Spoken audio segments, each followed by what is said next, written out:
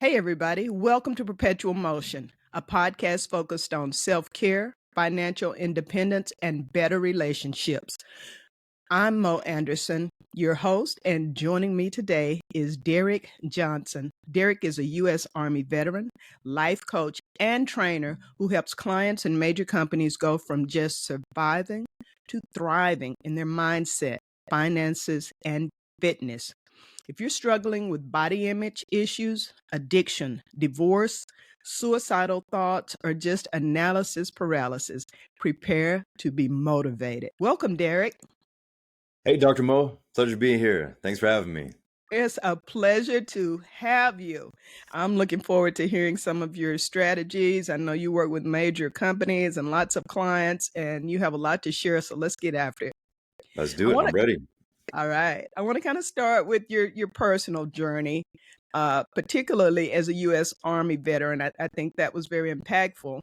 Could you share some pivotal moments from your time in the Army and how they shaped your approach to coaching and leadership? Yes, great question. So, first off, I did satellite communications in the Army. I was always a tech nerd.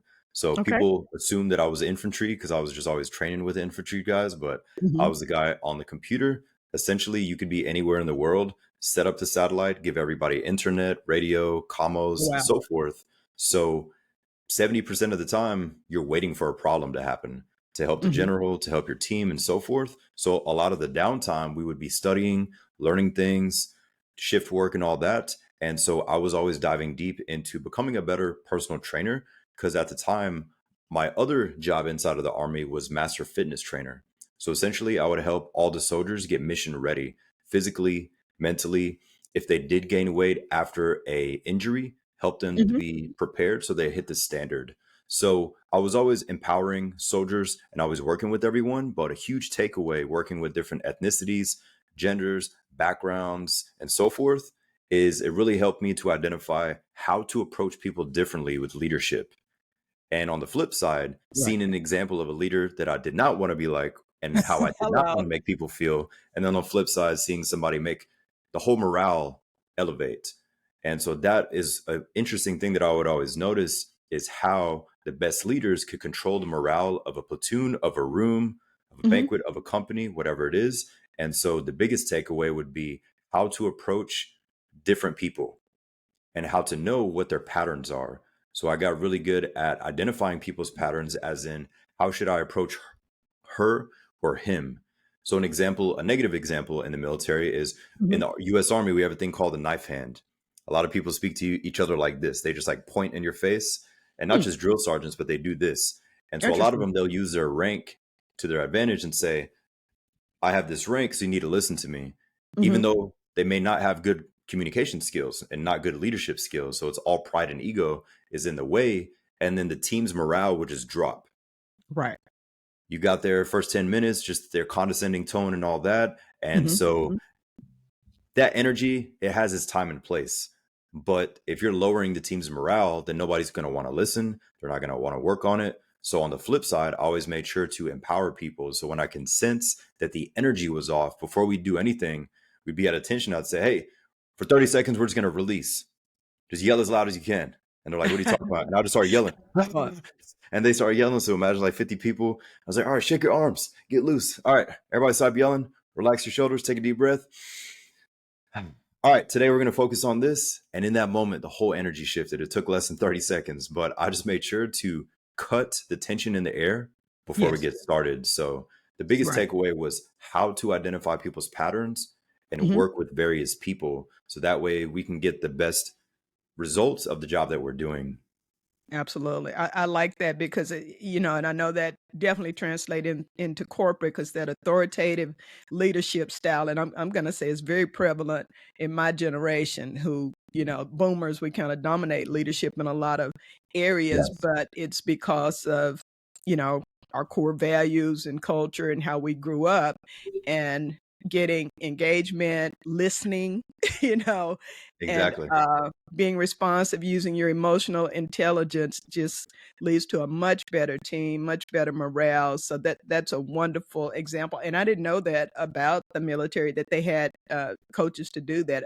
Fitness, of course, but working on Yes, your mindset, helping you with your weight loss. I just appreciate our veterans so much because they have to endure a lot for our safety and freedom. So I'm happy to know a little bit more about what they go through. I appreciate While it. while you were in the military, you were awarded Soldier of the Year 3 times. Did we get that right? Yeah, Yes, that's correct. oh my goodness, that's incredible. How did that recognition impact your personal growth and professional journey? It helped me a ton because I grew up as the shy, quiet kid. As a child in teenage years, I Mhm. was skinny, I was bullied, I had a lot of family trauma, and I had to become who I am now. I had to Mhm. become the person that was confident to speak to people and all that. So Mhm. the biggest thing that I got from those things was just making my younger version proud. Ah, So the way that you compete for Soldier of the Year, you go to the board, and not everybody has to. It's all volunteer basis if you want to. So you mhm. don't just like get picked because of paperwork. You actually have to go through a 3-step process. Number one is a physical fitness test and various other things physically. Number two is a written test and a verbal test. A verbal test, Wow. as in you pound on the door, they let you in, and then all the top ranks are in this half square table, Mhm. and you got to stand there. Then they tell you to sit, and you just have to get scolded by questions, and they That's might like ask doing you a opposing. dissertation. It sounds like you're defending a dissertation. That is wow, that's a Oh yeah. lot. So Yeah, that's what had the most pressure on most people. So a lot of people, they were in shape, they could push sure. themselves. The written tests are like, hey, I got this. But what made most people nervous was going to the board. And Mhm. people are like, man, if I could just do that digitally, I'd go for Soldier of the Year. But I would thrive in those situations because I enjoyed pressure. The reason I say that is because of my upbringing. I'm used to Mhm. my 6'3" African American father, who's a farm boy from Mississippi, yelling in my face. I'm used to my five From the foot SIP. four German mother yelling in my face all the time. So like that's how our upbringing was just a lot of yelling in our house. And so the pressure in the military that would stress a lot of people, I would just laugh in my head because I was like, I've been dealing with this all my life. So this is my Right. gold zone.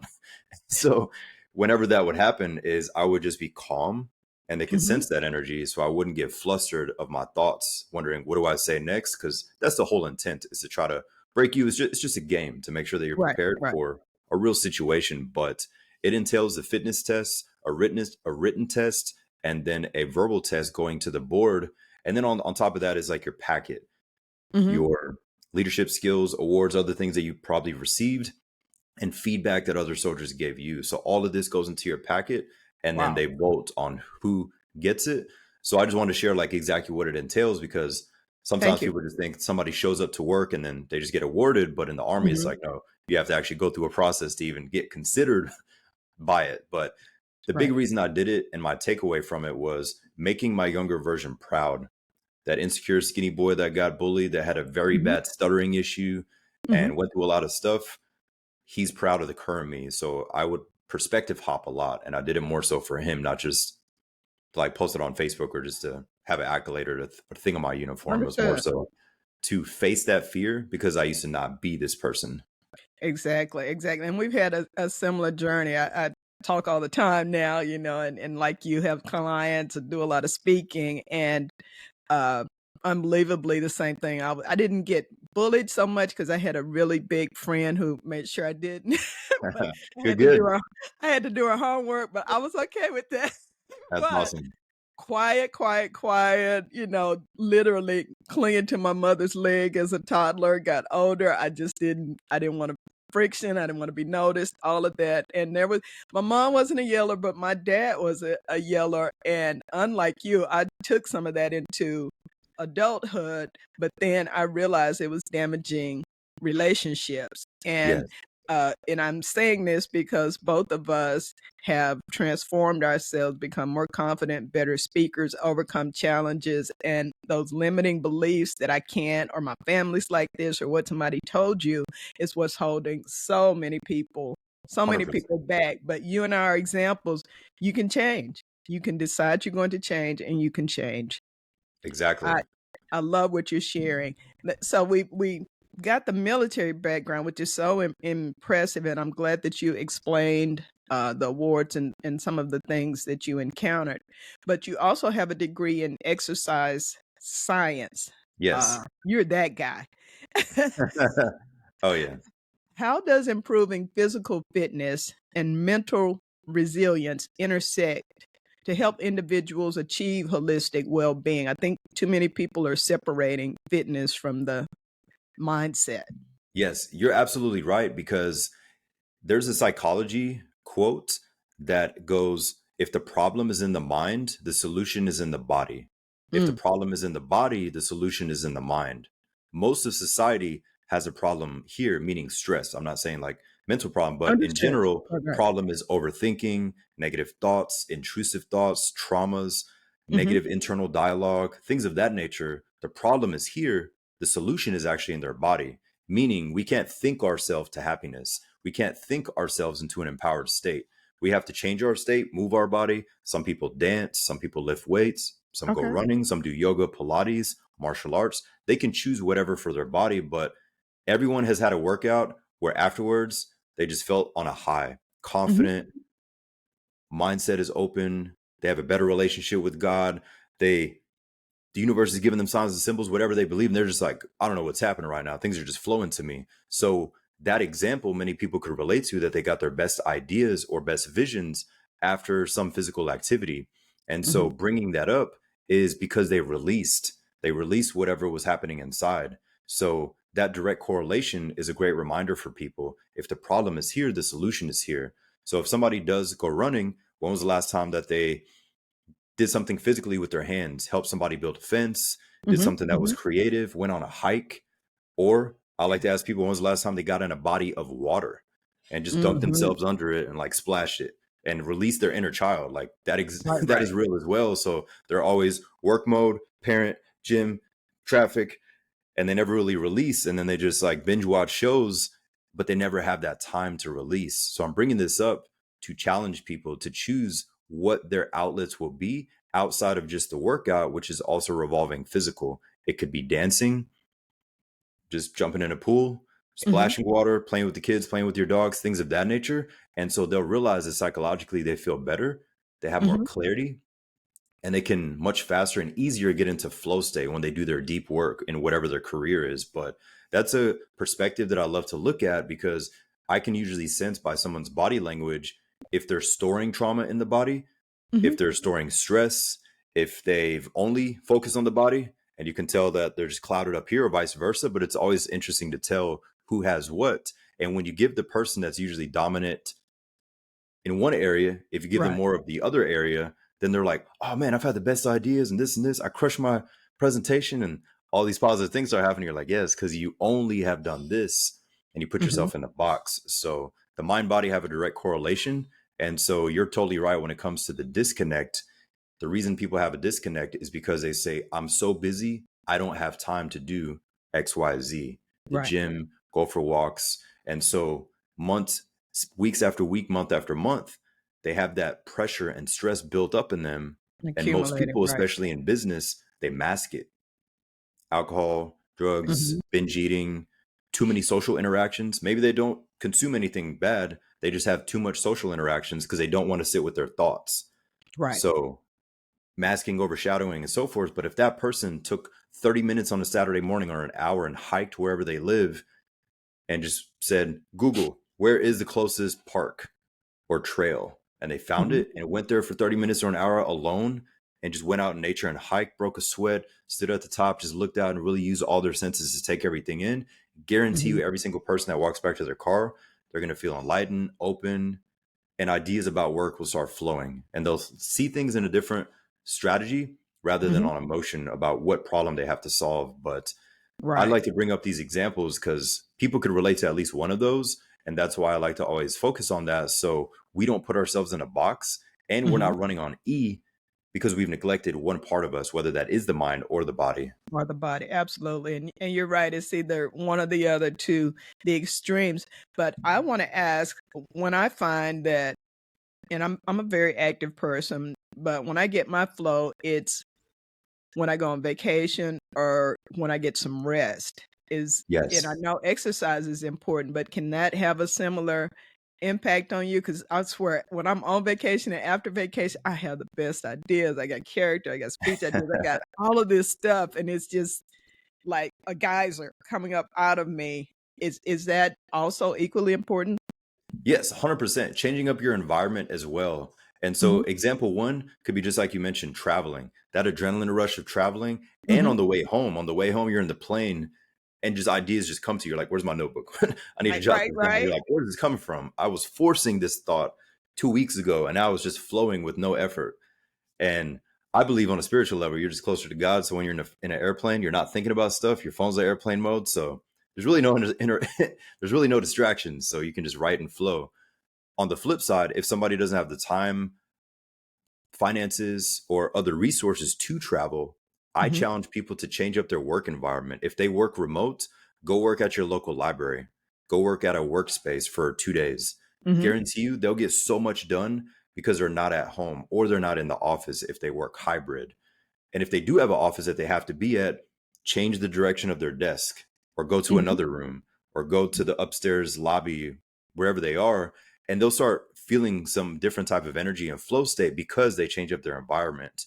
It is, I wouldn't say as strong as traveling, but it is still very effective if they change up their environment. So one of my clients, every couple weeks now, she literally rearranges her office because it helps her flow. So for her, it's like 20 feet difference, but psychologically she feels in a much better flow because of where she lives, but it works opposed to sitting in this chair at the right, same spot. If somebody feels like they've been losing or not being productive, it's hard for them to get in a good zone. But if they literally just change up their environment and on that day go work somewhere else and say, you know what, I'm right. going to get 2 hours of deep work done there, they're going to surprise themselves and be like, wow, that was the best 2 hours of work I've done in months. I need to You start you doing are more of this. you are so right, and I do that even at home, and you just, put the science, the physiology or neurology behind what I'm doing, but I sit in my office, I'm a dental consultant and I work 10-hour days, and so I'm in that office all the time. And then Yes. on the weekends like this, right now I'm in my studio, but on the weekends I've got my own business to take care of. But I'll go on the patio, I'll go in the kitchen, I'll sit on the couch, and I hadn't really thought about why I'm doing it. I just thought I can't be in the office Oh yeah, anymore for because sure. that office is work, and that's what it reminds me of. And even though the other things I'm doing are a form of work, I just need a different space and environment and energy to it. And I just did it instinctively. I hadn't thought about what you just said, the way you explained it. Now I know why I'm doing it. Oh So yeah. And it's thanks for interesting. Our subconscious mind stores the information and data that says if I sit in this chair, I watch TV with my girlfriend or I pet my dog or I read. If she Mhm. sits in this chair, she focuses and writes. If he sits on the floor over here, he does something. So the subconscious compartmentalizes where we do what. So the issue is when people try to work and play at the same desk, in the same chair, Mm. or wherever it is, the brain is like, is it Netflix time or are we just trying to send some email or write a dissertation? Like, what are we doing right now? Because normally you sit here and watch YouTube, and now you're trying to force me, this is your mind talking to yourself, you're trying to Right, force me right. to write something in depth, but I'm thinking it's YouTube time. So that can help a lot is identify where do I do what in the home. Even if somebody just has a small apartment, they can literally do different things in a different chair. So if Right. somebody tries to work at their island that they eat breakfast at, they won't be as focused unless they go sit at a table. Or if they eat at the table and then work at the island and vice Mhm. versa. So they split it up. So it's very interesting because the subconscious will store all that. So you can get into a specific zone without even Mhm. trying. Like when I sit on my Gotcha. couch, my brain is just like, even if I don't lay down. So Right. This is I where we myself, relax. yeah, Gotcha. Gotcha. That, and I don't know if I said bedroom in my list, but I don't take work into my bedroom. I used good. to, but then that feeling started following me into the bedroom. I'm like, no, this is my refuge. This is my place where I rest. The only work I'm doing in here is making my bed and a little housekeeping. Oh yeah. And yeah, I had to change that. So cool. So folks, right now. This is worth the price of admission, right? Look at all these great strategies you got to help your mindset and get you in a better frame of mind. And that's going to help your relationships. It's going to help you work. It's going to help you in so many ways when you're less stressed and anxious. So, Derick, let's talk about from surviving to thriving. And this is a broad question. You take it wherever you want to, but I know that you've helped hundreds of clients and companies, major companies, transition from, as you say, surviving to thriving. Can you share a few key principles or strategies that are effective in this transformation? And I guess that's around the client side, since listeners Yes. are going to be individuals. Yes, for sure. So step one with anyone, no matter what level they are, personally, physically, financially, or in their life as a whole, is I always recommend that people grab a pen and paper and write out an eliminate sheet. So the question they want to ask themselves is, what could I eliminate that'll help me make more progress? Or what can I replace with something better that'll help me make more progress? So the basics start with what we eat and drink. If Michelle, example one, Michelle, if she eats or drinks too much sugar, maybe she's like, you know what? Let me write down sugar. I need to have less sugar. Okay. Maybe he says, you know what? I need to drink a little bit less, have less alcohol, whatever the case may be. So start with what we consume, what we eat, what we drink. Next step is what we do on our devices. What are we scrolling? What are we looking at? Is somebody opening up CNN at 6:30 a.m.? They just woke up and they just see 99% negativity? Or are they opening up a book? Are they going for a walk? So start with what we physically consume, eat or drink. What are we consuming on our phones? And after that, look at your environment. Are there people in your life that speak condescending to you and are always dragging you down or always calling you because they need something? So reassessing and rating your circle. And we're not saying to cut off everybody, but more so to see, is your energy being drained? Is your mental bandwidth on E because of your environment? So, and then they can start to go deeper. So starting off with what we consume physically, digitally, our circle. And then at that point, the mind starts flowing and say, you know what? Intrusive thoughts. Let me write that down. Mm-hmm.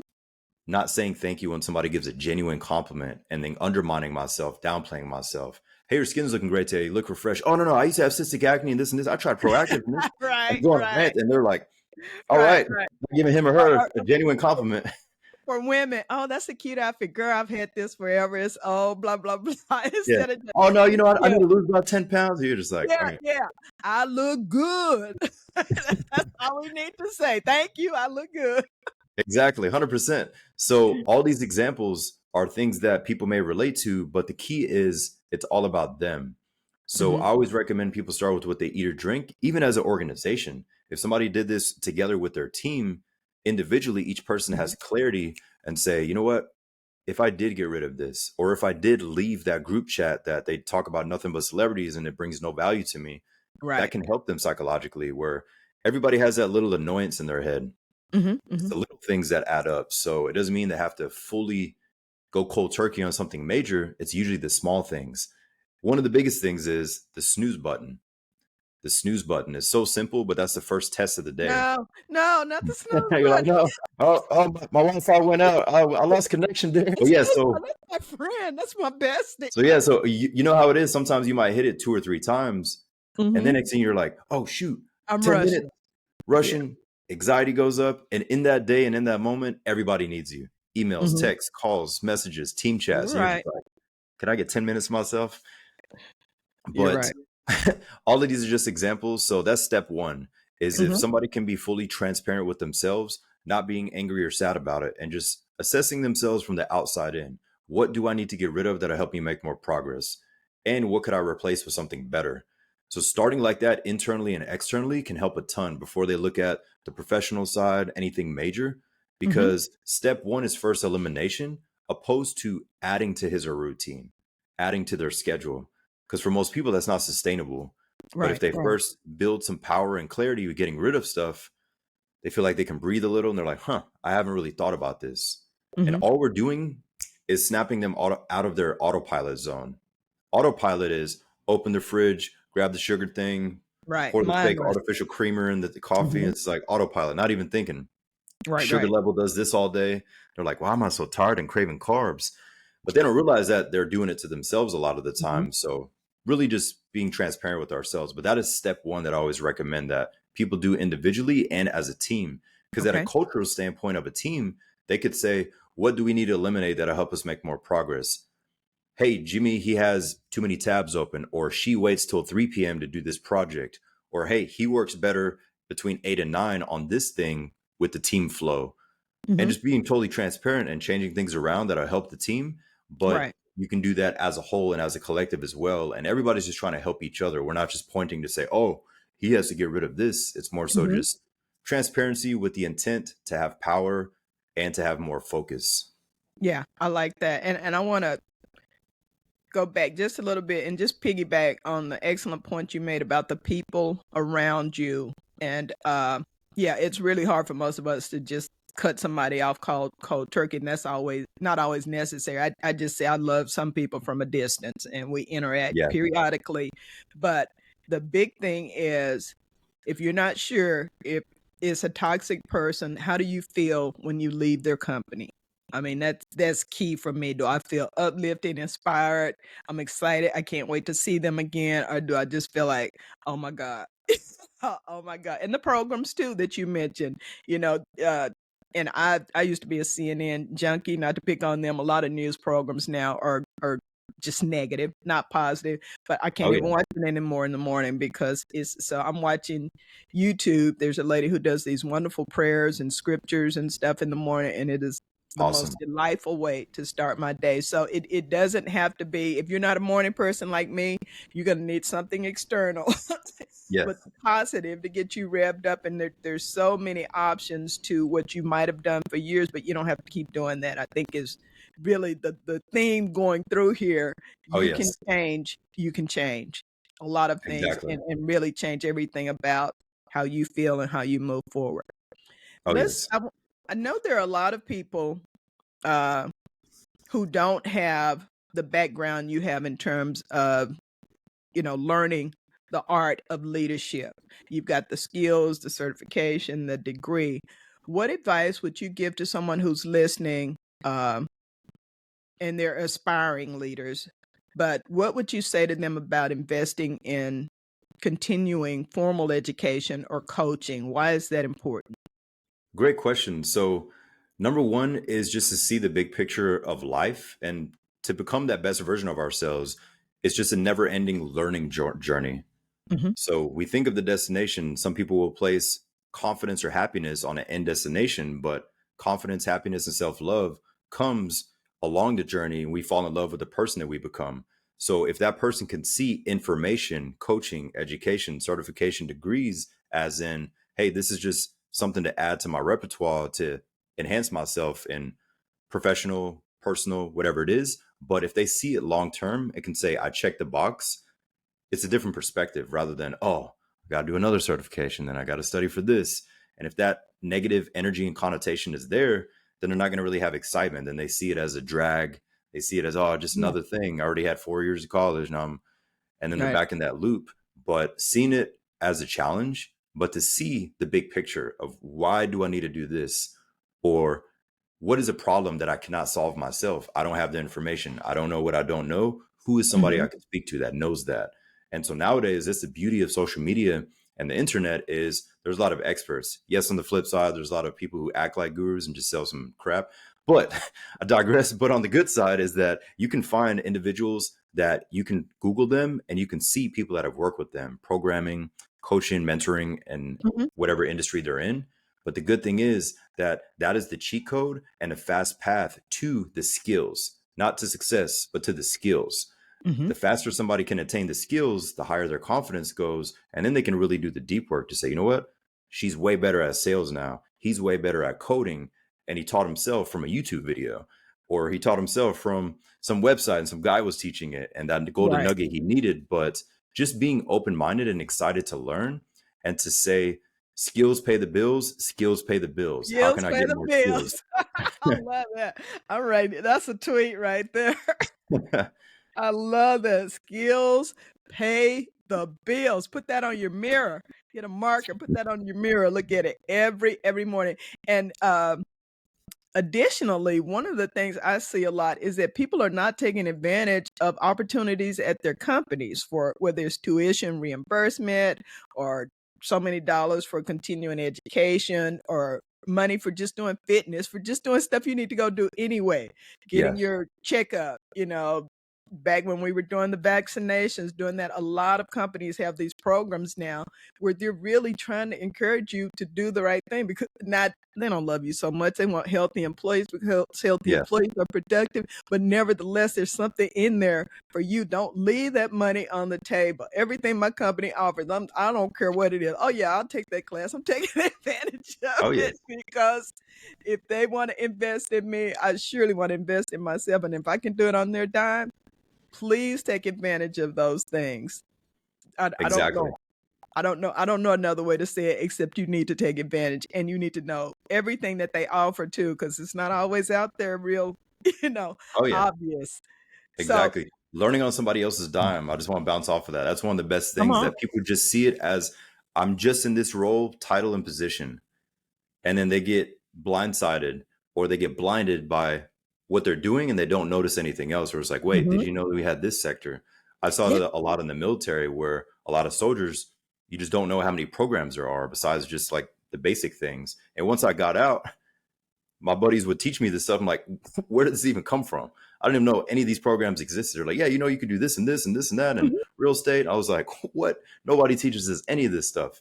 But that's the best part about communicating and finding the people that are experts in Exactly. that thing. There's always somebody that like, oh, here's a website link with 20 different programs that we have Yes, within the company. They're like, what? This exists? Nobody even knew this. And the person's like, yeah, nobody comes to my office. It's like, we didn't even know you were in this building. exactly. They don't. And that goes to community as well. You have to be in relationship with people and particularly with people who are doing what you want to do, not just doing what you do, but who are doing what Oh, you yeah. want to do.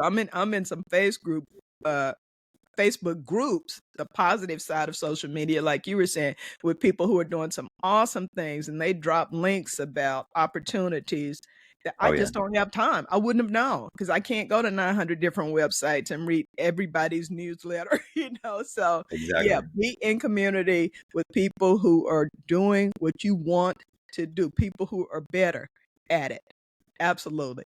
So, we're going to end with this question that I think will resonate amongst anyone listening. Thriving amid challenges. And we know life often presents challenges. That's where a lot of our growth comes from, but it's sure as heck not fun.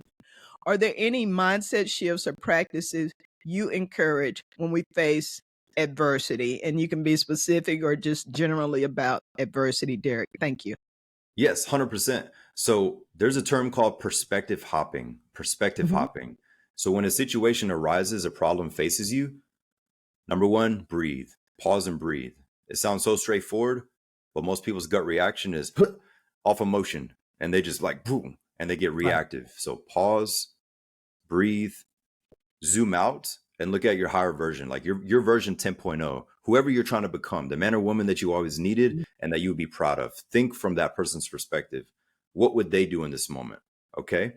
Now Mhm. look at the present moment and say, do I have the resources or what do I need to do? Then look at younger version and say, you know what? Younger version is proud of current me because he or she has overcome all these things, hundreds of things. So technically we're undefeated. If you're still alive right now, you're undefeated. So you're 1000 Hey. and 0 or 850 and 0, whatever it is, because you Mhm. haven't lost Mhm. because we're all still alive. So perspective hopping and then coming back to your present moment to say, okay, I'm blessed. I'm proud of myself.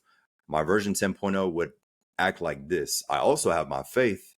Okay, perfect. In that moment, they're going to be so calm and conscious to figure out what the solution is. So the mind is not on, oh, this is happening, stress, stress, stress. Oh, another thing, depression, anxiety, etc. Yes, we feel it, but you have to catch yourself by breathing, zooming out, looking at different perspectives, coming back to your present self and saying, what can I control? Okay, Yes. I can control this. Let's start with that Mhm. before we take this one thing and write a story about ourselves. Well, bad things just happened to me. Yeah, I just have the worst luck ever. Before you Right. say any of those things out loud or think it, pause and breathe, zoom out, come back to it, and you'll less likely have any of those thoughts come in because you're now solutions focused and say, I can handle this. You know what? Let me call my friend. He's the expert in this. Let me find somebody that can help. But it gets you out of your autopilot negative response, which can then dictate the rest of your day or the rest of your month. Because sometimes people, they'll take that mental state of the present moment and they Right. stay in it for hours. And people at work feel it, on Zoom feel it, in public. Yeah, the So energy is very yeah, negative and bad, and yeah. exactly. So perspective hopping, coming back to the moment, to be in a solution focused mindset, and then Mhm. empowering yourself to really look at what you have already been through and learned. And you're like, you know what? Challenge accepted. It is what it is. What am I going to do about it? Cry or yell about it? You can be angry for 10 minutes, release what you need, but within 10 minutes, it's time to get things done. So that way we build the confidence. And the best thing about this mentality is that after they solve the issue or work on it, internally their confidence starts going up. They're like, huh, that was interesting. 2 days ago, that happened, and I haven't thought about it. I was much calmer. Usually, I would be angry for 2 hours. Right. Usually, she would be sad for 2 weeks straight. Right. So, seeing it like that can really help. But the term is called perspective hopping, Mhm. without going too deep. But it's very interesting when you do that. You just pause, breathe, hop out, past, to come to the present, be grateful for your faith, and then look at the solutions. And in that moment, the whole intent is to be calm and focused to make the best decision. So we're not having a gut reaction or a knee reaction based on emotions rather than Right. strategy. Let me ask a question about that, because I have tried to do that, and when you're dealing with it's easier when I'm dealing with a situation than when I'm dealing with an individual who is very passionate or angry about what is going on. How do I buy that time? I know we're talking seconds, probably less than a minute, but it's like when people are angry and they're coming at you, they're expecting you to have an immediate reaction. Do you ask a question? Do you say, give me a second? How do I buy that time so that they know I'm listening? They're not losing it like, okay, you don't care, you're not listening. How do I, you know what I'm saying? How do you Yes. navigate that so that I can do my zoom in and all of that? How Yes, do I do that? for sure. That's a great question. So the first thing I want you to think about is every human wants two things. We want to Mhm. be heard and understood. The angry person wants to be heard and understood at extreme levels. So just let them, even though you might want to like snap or do whatever, just let them let it out and say, hey, you know what? Could you let me know what's going on? Ah, really? What else? And start asking questions. And all you're doing is guiding them to let it off their chest. Once Okay. they've released and ranted, then you guys go, hey, is there anything else? Is that it? Okay. So what do you do? What do you need from me? How can I help? Is there Mm. something that I didn't give you? Mhm. In that moment, you'll see their facial expression, their body language start to shift because you ask them, what can I do for you? Or is there something that I missed? And you're not taking the blame for everything. You're just saying, like, is there something that maybe I missed? We're all human. And you're not pointing the finger. They don't feel like they're being singled out. You don't feel like you're being singled out. And you Right. take that energy and you control the room, the situation, or the one on one interaction. But step one, just let them release. And you can just Mhm. ask questions. Be like, hey, just so I just want to make sure we're on the same page. Could you break it down, like what the issue was and why it's different this time than the last time? Oh, okay. That's why. And sometimes you just like go along with it Right. until they got it all out. And you say, okay, I appreciate you letting me know that. What can I do to help the situation? Or is there anything that I didn't do that I didn't give you or teach you that would have helped for next time? I just want to make sure that this doesn't happen again. Oh, yeah. And then slowly that person starts to open up. But the initial phase of, we didn't get the KPIs last week, we didn't hit sales numbers, Mhm. however Mhm. somebody reacts, that's shortened. So all we're doing is shortening the time of the negative energy by just acknowledging them and reminding ourselves they want to be heard and understood. So let's give them that first. And Right. step one, which I didn't mention yet, we have to push our own pride and ego out of the way to even do this in the first place. Hello. Because my younger version be like, who you talking to? But nowadays it's like, Exactly. I don't like your tone. Get yeah, out of my exactly. face. Right. Yeah. Which doesn't My younger solve version, I can anything. start getting Yeah. stiff. But nowadays we just play smooth. It's like Bruce Lee, be smooth Mhm. like water, flow with water. So when somebody comes all, they want to be heard and understood. And I say, hey, I understand there's a lot on your mind. What is the main Right. thing bothering you right now?